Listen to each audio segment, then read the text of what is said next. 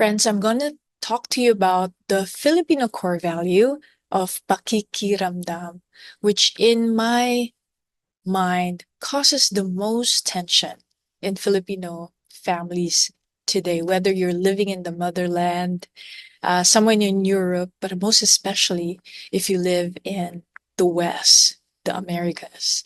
What is pakikiramdam? By the way, I'm also going to share with you the masterclass that I've created a couple of years ago on the concept of pakikiramdam. Pakikiramdam is a deep way of attuning to someone beyond the words that they utter. So they might use their facial expression, the way they're breathing, the way they're moving, the way they're dragging their feet, for example. Now, there is absolutely, if you're thinking, I don't like this concept, that's exactly why you might want to uh, dive deeper into the concept of pakikiramdam. Indeed, there's a shadow side with any core value, and I'll talk about that in a moment. But why it's even more important today is that we are in a particular research. The researchers are saying that we are becoming more individualistic, and the Western culture is very linguistic, in which what I mean by that is that we use our words as the main modal for communication. There's nothing wrong with that. But in the West, in America, for example, to be more specific, even when children are maybe 3.5, and they want to express, the adults will say, use your words. In the Philippines, of course, we are starting to do that also because we are obviously influenced by the Western culture, but we are really deeply somatic, meaning we use our bodies more. We are not conditioned to like say, I am sad, but we might express our sadness in movement, in the songs that we sing, in many, many other ways. And that's why Filipinos, if you really hang out with Filipinos, they're very expressive with their hands and the movement of their eyebrows. If you are really keen and observing, they are actually really expressing themselves. Now, why it's even more important to learn about the concept of pakikiramdam is, like I said, it causes a lot of tension in multi-generational Filipino families. For instance, if your mom is like fanning herself and she's like, init naman dito, she's using her body, and she wants you to turn on the fan, and then you heard her, you're like, oh yeah, you're right, mom, and then you just kind of went outside so that you'll feel a little bit cooler. And to her, she might get upset because she just totally missed her point. In your mind, she should have said something. And this is the shadow side of it, right? If you could get the pakikiramdam, if you could sense it, it's such an alignment. And when you don't, it's such a misalignment for both parties. Okay. So it's even more important since we are becoming more linguistic. And why I say we're becoming more, you could just notice that the way we consume our media, okay, these are all characters, these are all from the Western culture.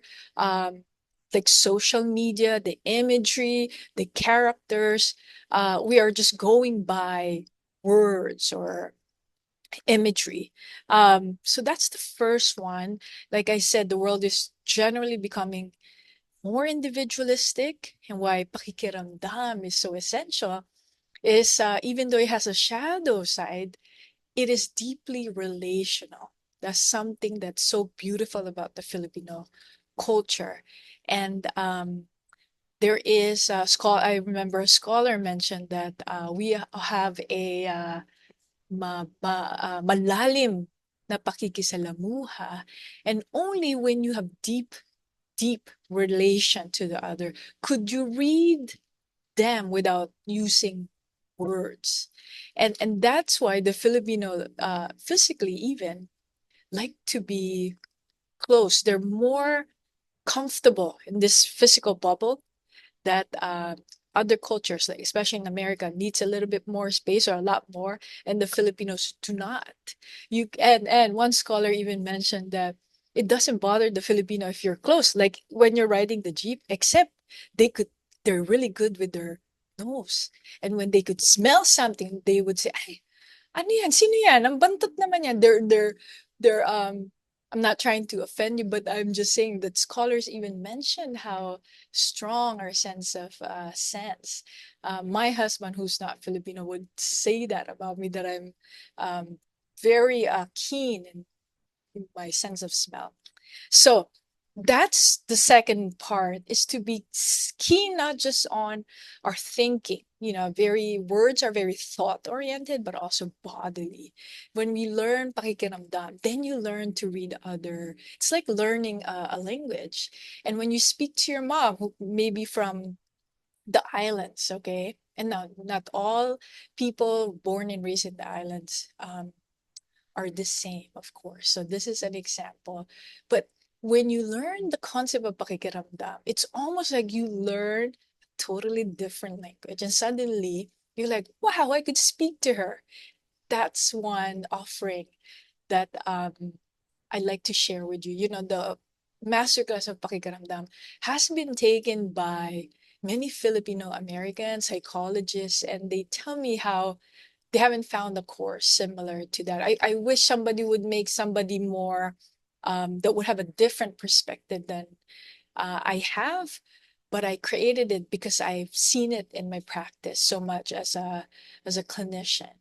Um, Another last one that I want to share with you is like what we don't heal, or at least because we're not completely healed. Like sometimes we hear the phrase wounded healer. It's okay. We can't be all perfect, but if we're not aware, or slash if we don't heal enough, what we don't heal, what we're not aware of, we transmit. So I often get people consult with me because they are planning to be mothers or fathers, and they know that they may not have the best relationship with their parents, and they want to be, yeah, they want to give themselves a different experience. So I invite you guys to check out the masterclass. I linked it below. It's called Pakikiramdam, Filipinos on Affection Beyond Words. It's very unique for right now, a masterclass crafted by my genuine hope to serve you and our Filipino community. Marami pong salamat. Please like if you or share this video if it speaks to you. This is from Ryan Digia Samuels, licensed psychotherapist here in California. Marami pong salamat at sa ulitin.